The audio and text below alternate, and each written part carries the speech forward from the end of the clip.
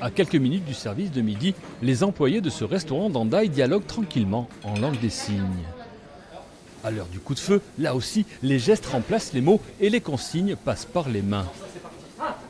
Fred Laforie travaille dans les cuisines du Tiki Bachi depuis 5 ans. Diplômé de l'école hôtelière, il est sourd depuis sa naissance. Ce handicap ne l'a pas empêché de trouver sa place dans l'équipe.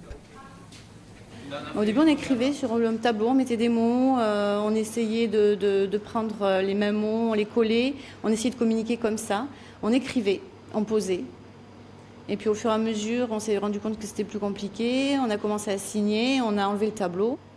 Apprendre la langue des signes, je connais peu d'entreprises qui le font.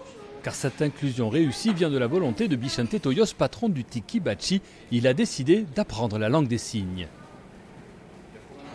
Déjà, on parle beaucoup avec les mains, quoi. On montre avec des doigts, on fait des trucs, viens ici. Que le langage des mains ait une signification, c'est quand même pas mal, quoi. Ça pourrait être la langue universelle, quoi, la langue des signes. C'est même toute l'équipe du restaurant qui s'est formée à la LSF. 2 fois par mois, ils pratiquent la langue des signes, devenue le ciment de cohésion entre les salariés. Au début, moi, la première, je pensais que ça allait me freiner. Le fait d'aller courir derrière lui, lui taper, lui dire un gâteau, je me suis dit, bon, je vais perdre du temps plutôt que de crier.